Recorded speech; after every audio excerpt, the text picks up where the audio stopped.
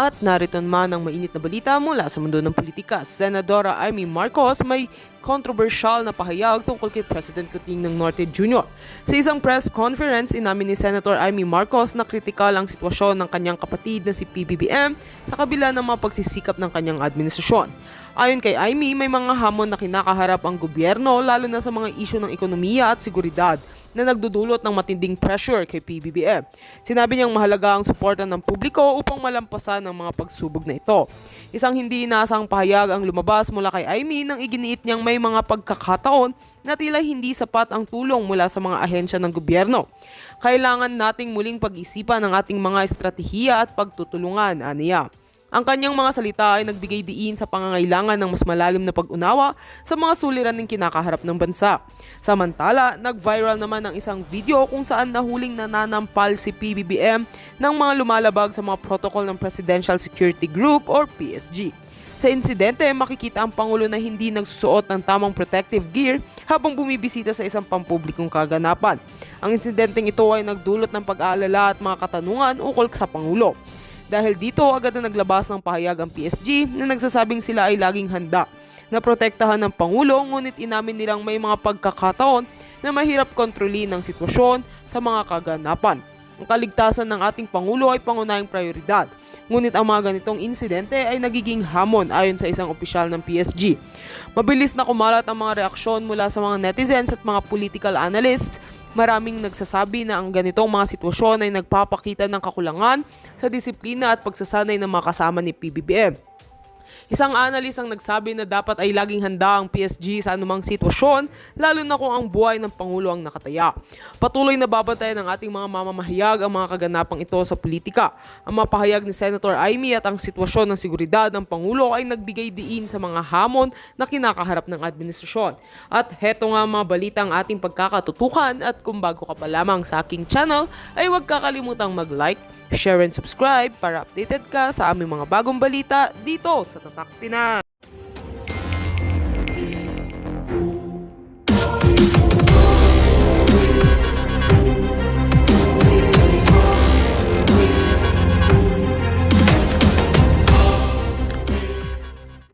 Ang statement na ang gaba dili good magsaba. What do you expect? Okay? Bangag nga eh. What do you expect? Authenticated bangag. Okay? What do you expect? Okay? Pinorensic ng US, okay? Ng US expert. Ayan ang result. Paulit-ulit natin sinabi, pero kasi pinapaalala ko lang sa inyo. What do you expect? Okay? Ito ay forensic authenticated si Bangag. Bangag Jr., mga kababayan. So ngayon, kaya itong pagpatuloy nila na panggigipit sa inyo, sa lahat.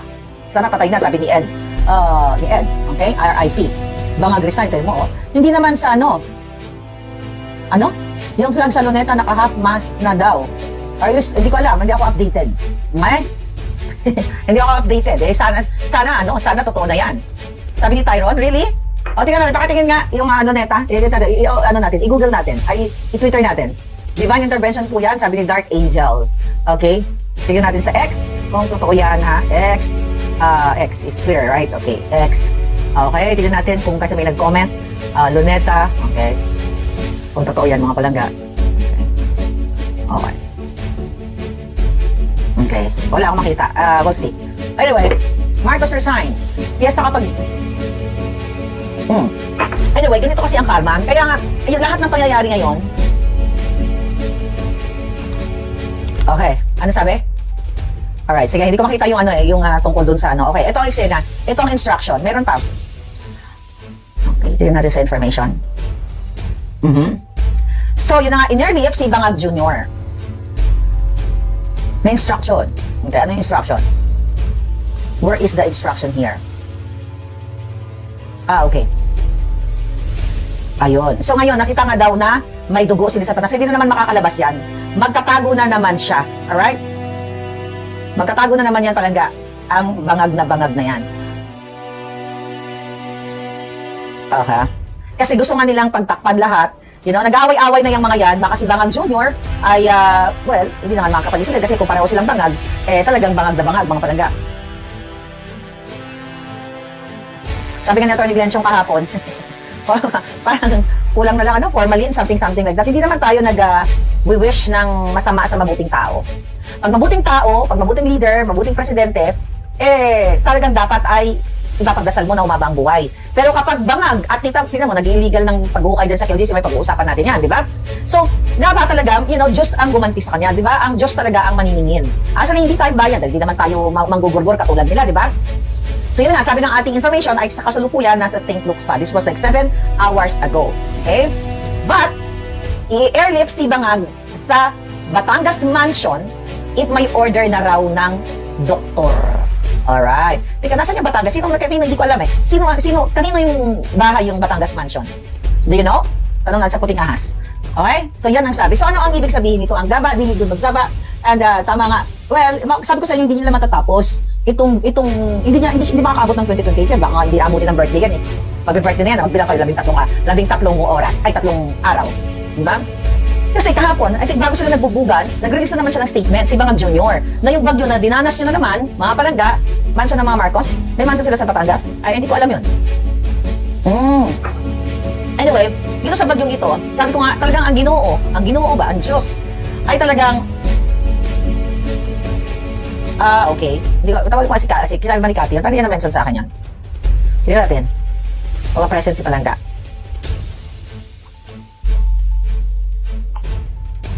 Okay. So ngayon, mga kababayan, itong bagyo na ito, na naranasan ninyo si Bagyong Enteng, okay? Sabi ni Solid Marlican ako is match yata nila Ralph Recto. Anyway, so itong bagyong sinabi niya, hindi naman, ang problema daw ngayon sa bagyong naranasan niya is kasi malakas ang hangin.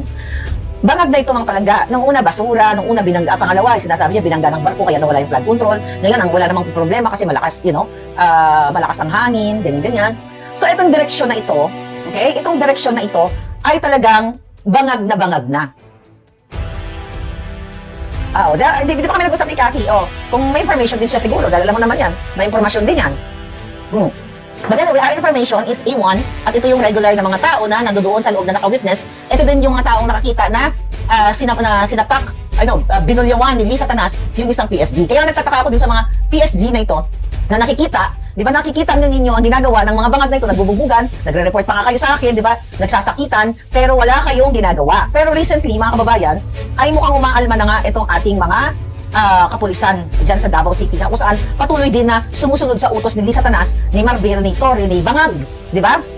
So yun yung nakikita natin na parami ang umaalsa at nagsispeak up day kasi nga wala na pong direksyon ang gobyerno ninyo. Kaya paulit-ulit pong sinasabi, gusto niyo bang tiisin yung mga baha, di ba? Ang inyong only sa panahon ni Bangag Jr. na may ganyan ka sobrang binabaha ang mga lugar na never mo ma-imagine sa buhay mo na binabaha kayo, di ba? Ako tumira sa Pilipinas. Tumira ako ng Quezon City, ng Maynila, ng Mandaluyong. Quezon City, Manila, Mandaluyong. I think yan lang ang tiniran ko sa buong buhay ko. Caloocan, tumira din ako dyan. Okay? So may mga lugar na hindi binaba, pero ngayon umaapaw na ang baha. Hindi lang lagpas tao, lagpas bahay. Di ba? Lagpas bahay. Anong ibig sabihin niyan, mga kababayan? Ibig sabihin, yung mga budget supposedly para dyan sa flood control na yan, to protect, di ba? To protect you, ay ninakaw na nila. Kasi, imagine nyo ng panahon ni Duterte, kahit naman nagbagyo, may binabaha talaga ng mga area. Pag dato na point na ganyan, lagpas third floor, di ba? Second floor, third floor. So yan ay sinyales na hindi napupunta ang pera ng bayan, ang pondo para sa mga proyekto na yan, para sa mga flood control na yan, mga infrastructure project na yan, para support, para kayo ay protektahan ng gobyerno. Kaya ngayon, dahil everyday ay nahuhubaran sila ng hubaran dahil sa pagbabalag nila, pero nagsusuntukan, nagsasapakan. Di ba September pa lang, sinabi na natin sa inyo na nung in-appoint nung pinirmahan ni Bangag Jr., yung Chief of Staff appointment ni Atty. Vic Rodriguez, nagsapakan sila doon sa aeroplano. Di ba? Ilang beses si Lisa Tanas nananakal. Harap-harapan yan ay testimonya ni Atty. Glenn Chong nung nawalan ng internet yung during their meeting, tapos nawalan ng internet, sinakal na yan, di ba, yung kanyang staff. Ang dami, nandura. Di ba, bago itong babaeng ito, katulad ng kanyang asawang mga ba. What do you expect kung ang isang presidente at first lady ninyo ay magka-jamming sa pinagbabawal na pulburon? Kaya ngayon, at saka hindi nyo pwedeng i-ignore yan. Hindi nyo pwedeng i-ignore na okay lang yan, parang okay lang sa inyo na may presidente kayong bangag, may presidente kayong ayaw magpabulburon test. Well, congratulations si Mother Pebbles nagpa-drug test at siya ay what do you call it, free from pulburon, or from S. Nakita ko sa post ng bonggang-bongga, yan is, inamin niya mismo na during her past, nagdamage siya, pero ngayon clean na siya. Good job, Mother Pebbles. So, ito yung panawagan natin sa mga politiko. Ito yung resolution din na hinihain ni Congressman Pulong sa mga politiko na pagtatakbo kayo, mga government official, na dumaan kayo sa high hair follicle test. Di ba? So ngayon, balikan natin si Bangag. Kaya naman, etong issue ng magpa-hair follicle test, yung kanyang pagiging authenticated Bangag, ayan po, ang forensic result yan dito, here in the States. Ayan, di ba? Ayan yan, o may mga, ano pa yan, paulit-ulit ko. Kaya nga, anong petsa na? July 21, nung tinakot nila ako na magpa-drug test, na i-demanda ako sa Amerika dahil nagpakalat ako ng fake news at ito daw ay deepfake. Ito sinasampal ko sa kanila. Ito po ang tatlong papel na ito na, ayan ang itsura ni Kuting. Binasa ko na to sa inyo, but I just want to remind you, kung matapang yung mga buwaka ng Genemis na yan, okay? Kung matapang yung mga yan, mga palangga, bakit hanggang ngayon, hindi pa sila nakipag-ugnayan sa Amerika? Pinagyayabang ni Lisa Tanas at ibang junior, alay namin ang Amerika. Di ba? Makikipagtulungan sila para hulihin si Maharlika, para idiin si Maharlika, ipakulong si Maharlika dahil nagpakalat ng deepfake na si Kuting ay nagbabangag. Kaya nga, I challenge them, 3 days na lang binibigay ko. More than a month na, ayan po, hindi magsisinungaling ebidensya. Kung kayo ay matino na sa kaisipan ninyo, hindi, di ba? Ito ay malinaw pa sa sikat ng araw. Sabi ko nga, ito ay magtitestimonya ang forensic expert dito sa Amerika kapag ako ay kinasuhan. Di ba? Hindi ko lang pwedeng silabas yung kanyang pirma at ang kanyang pangalan kasi, sabi ko, nagpirma ako ng agreemento sa kanya tungkol dyan. Ganun pa man, ito yung pinapakita ko sa inyo na nangyayari sa Pilipinas, yung sapaka nila, nag-code blue na, di ba? Wala na sa tamang katinuan. Kapag bangag na, di ba? Kahit nga ano pa ng relasyon ninyo, ay talagang nagsasapakan ang tao. Pag bangag na sa at high na sa ipinagbabawal na pulburon. Ano ang impact dito sa inyo, mga kababayan? Ang impact sa inyo, lulunurin kayo sa baha, lulunurin kayo sa Kumunoy. Tulad na nangyayari sa Davao, sa KOJC. Okay? Na illegal ang kanilang pagdistrongkar, paghukay, pananakit, pag-tear gas, pagsisira, panglusog dito sa private property, paglabag sa religious freedom, paglabag sa karapatang pagtao, lahat ay nilabag na nila. Even ang karapatan ng mga pulis na nandoon. So kanina, pumunta dyan si Atty. Torion para, silipin kung ano yung mga dinidrill nila, ano yung inuukay nila, di ba? Nakita nyo naman yan mga palangga. I think, ito, pinost na natin yon. Pero tignan natin tong recent, picture lang, ano? Ito, nakita nyo na tong picture na ito. Ayan, okay. Di ba, yung mga pagdidrill nilang ganyan. Nakita nyo na yung drilling na yan. Nag-uukay sila, buti nga na sana ilagay nila si Bangag. Unang-una, ito ba ang mga pulis na ito ay experienced or are they skilled to do that? Kasi, bago ka yung mga, even ng mga construction workers, di ba? Even mga electricians or mga vocational courses, kailangan mo mag-aaral, kailangan mo may certificate, kailangan mo pag-aralan yung mga bagay-bagay na ginawa mo. Ito bang mga pulis na ito, are they skilled to do that? Para maghukay? Actually, pwede silang mapahama kasi hindi nila trabaho yan. Kasama ba sa pagtrabaho ng pulis ang paghukay o pagmimina? Kasi even yung mga miners yan ay mga permiso yan. May mga certificate yan para to do that kind of job.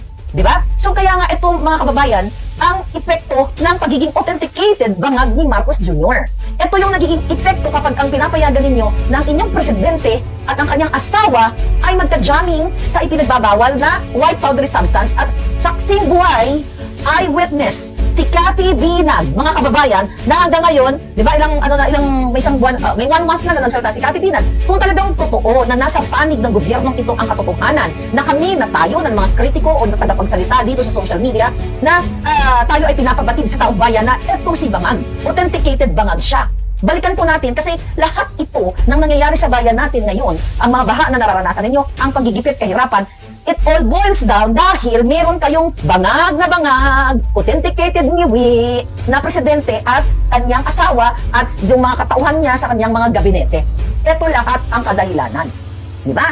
Kaya ito pinahirapan ngayon ang KOJC at kayong lahat. Hindi lang KOJC, yung mga nararanasan ninyong baha. May nag-comment, sana sa St. Peter na. I wish. Kaya sabi ko sa inyo, kung sisilin siya, alam niyo sinasabi niyo, may mga trolls dyan, or kunyari nagpapanggap na maka-Diyos, masama ang mag-wish ng ill dito sa ikapwa mo. Yan, applicable yan sa taong matino.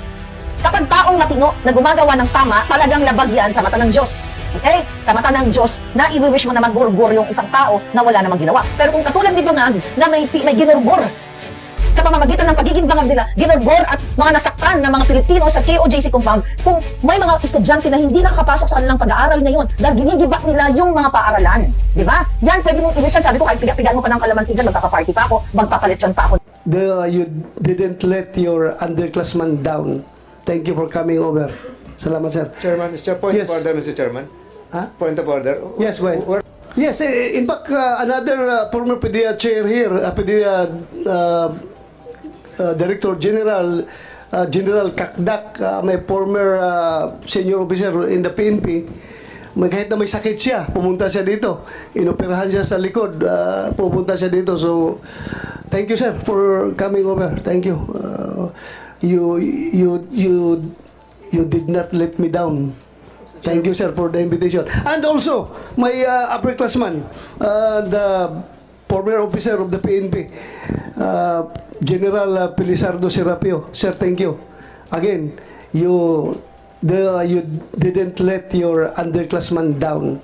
Thank you for coming over. Salamat, sir. Chairman, Mr. Point Yes. of order, Mr. Chairman. Ha? Point of order. Yes, go ahead. Where do we start? With the surprise or... St. Luke's muna, St. Luke's muna. Please continue, ma'am. At saka yung...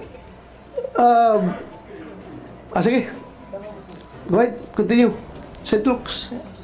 So, head po ako ng drug testing laboratory ng St. Luke's Medical Center, Global City. So, yung 2 minutes and 54 seconds po, kaya po talaga ng drug testing kit. Mabilis pong lumabas yung resulta. Yung mga sinasabi po nilang 5 minutes, yun po yung maximum time na i-allow namin na lumabas yung line ng drug test. Pag lumabas po yung linya, hindi na mawawala yun, negative na kayo. Pero yung naghihintay kayo na mag-a-appear yung linya, hanggang 5 minutes po yung maximum. So we can get, 40 to 50 seconds, may resulta na po. 40 to 50 seconds, may resulta na. So yung doubt nila na 2 minutes so fast is not improbable and is not impossible. Correct, sir. Correct? Yes, sir. Okay, we May have the linya ba answer. lumabas, Doktora? Um,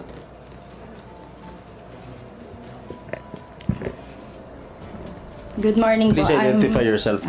I'm Jereza Reyes, the drug analyst from St. Luke's Medical Center, Global City.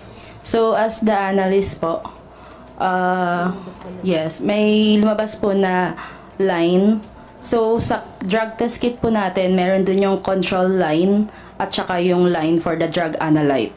So, dun po sa resulta, may lalabas po dapat siya talaga na line as negative. Negative. Yes. Negative. Yes po. Alright. Will that satisfy everything? Mr. Chairman. Yes, Mr. Chairman. go ahead, Senator Escudero. Permission of Senator Jinggoy. On this point, Dr. Fernandez, and to Ms. Reyes, yung 2 minutes and 54, 57? 54. Ito yung oras na lumipas mula nung inilagay yung sample dun sa makina hanggang lumabas yung resulta. Tama po ba? Sir, hindi po makina. Ito po ay drug test kit na para pong pregnancy test kit or So, para parang ginaganon yung ka na? COVID. Hindi naman po. Ida-drop mo lang yung urine sa one end, tapos hihintayin mo na lang siya. So, wala hindi, pong ito, makina. hindi ito yung kabuuang proseso ng kinuha yung urine na 2 minutes lang. Yung transaction time po is the specimen collection. So, pag abot po nung sample, tapos gagawin na niya. At yung rule ng DOH, hindi pwedeng lumampas ng, Wala pong rule ng DOH. hindi pwedeng mas mabilis kesa, ano yung 5 minutong binabanggit niyo po kanina? Yung drug test kit po na ginagamit namin, hanggang 5 minutes po, pwede niyong basahin. Now, I remember the press con of then Executive Secretary, no, he was not yet Executive Secretary at that time, he was about to be, Vic Rodriguez. Sabi niya, tinest daw po sa lahat ng uri ng droga. Ano-ano pong klase ng droga tinest o lahat po ba kasama? Kanino po? Kay Yung test po na ginawa ninyo, cocaine lang po ang pinagawa. cocaine lang po ang pinagawa. Opo, Hindi po kasama ang iba. hindi po. Yung resultang yun po ba isinapubliko? Ano po? I saw it on GMA, read it on in the papers. The results of the drug test. Is what? If I may Nanggaling answer, po sa amin? if I may answer, Senator Cheese, this was widely publicized in 2021, if I may recall, if my memory serves me right. So it was publicized, ma'am. It didn't come from St. Luke's. It We do came not from know. the person tested. So, Personally. Mr. Senator Chis, yung drug test na ito na pinag-usapan na ito, yung sinabi ni Executive Secretary Rodriguez, this pertains to the drug test that you made on the former Senator Bongbong Marcos? Yes. Yung ba ibig mong sabihin? Yes. Opo. Yan yun? Opo. So, you said that particularly cocaine ang tinitest ninyo. Why cocaine? Yun po yung hiningi niya Hiningi ni nung pasyente. Sinong pasyente? Si Marcos po. President Marcos. Then, Senator Marcos. Yun ang gusto niyang hingin about cocaine. yun po lang ang So, hiningi niya. your laboratory is capable of tracing cocaine residues dun sa ihi ng pasyente. Yes po. So, iba yung ginagamit nyo sa cocaine, iba yung ginagamit nyo sa shabu. Iba rin Iba po. gagamitin ninyo sa marijuana. Am I correct? Opo. Pero kung ako, walk-in lang ako, pupunta ako doon sa iyo, I want a drug test. Anong gagamitin ninyo? Kung ano pong hihingin nyo. Oh, may ganun ba na hingin? Ah, Kasi lahat ng tao dito sa Pilipinas magpa-drug test. Hindi ba nagtatanong na i-test nyo ako sa cocaine? I-test niyo ako sa Cebu? I-test niyo ako sa marijuana? Wala. Pupunta ako sa inyo, magpa-drug test para pag mag-negative, dalhin ko yung dokumento, nag-apply ako ng trabaho. Yun lang naman ang ginagawa natin. Hindi naman kami nagre-request sa inyo ng i-test niyo ako sa cocaine. I-test niyo ako sa Cebu. I-test niyo ako sa marijuana. Hindi pupunta ako sa inyo. Please, conduct drug test. Oh, negative. Salamat. Dalhin ko ito sa in-applyan ko ng trabaho. Oh, wala ako negative ako. Bakit in-specify na cocaine? hindi. Sure ka? Usually po Cocaine kasi. ang hiningi ng pasyente ng panahon na yun? Opo. Mr. Chairman. Okay. Mr. Chairman. Thank you. Go ahead, Senator Chis. Since you are PNP chief and we have a lot of police officers here, pag nag-a-apply ako para sa LTAP o permit to carry, required po ako mag-drug test. Di po ba? Yung drug test po na nire-require ninyo, yun po ba ay para sa lahat din ng uri ng droga? O hindi po? General Coy, Sino po pwedeng sumagat? Thank you, Your Honor, and good morning to our honorable senators. Yung requirement for drug test, these are one of the requirements for people applying for driver's license, permit to carry firearms, yung ating license to own and possess firearms. Meron din pong required random testing for secondary and collegiate level student. Random testing Ang tinatanong ko po yung nag-a-apply para sa permit to carry firearms. Yes, kailangan po yun. Kailangan po ng Lahat po ba ng droga tinetest? shabu and marijuana po ang Oh, edi pag nagko-cocaine ako, apply ako ng lisensya, pwede. maring makalusot po kasi po yun po yung yun po yung Not to emphasize with the chairman's point, See that? So, for license to carry firearm outside of residence, ang tinetest lang po ng PNP ay shabu at marijuana? yan po yung predominant. Yes or no, sir? Meaning, apparently there are different tests. Yes or no, sir? Recording in yes, Your Honor. progress. Number 2, drug test for driver's license. Ano lang po yung tinetest? Ganun din po. Your Honor, shabu lang. shabu and marijuana, for marijuana. And marijuana. So yan po yung nire-require ng gobyerno sa mga pagkakataong nire-require ng drug test? Yan, kasi po iba-iba pong reagent na ginagamit dyan eh. At itong shabu and marijuana being the predominant drugs na ginagamit natin, yan po yung marami na tayong reagent.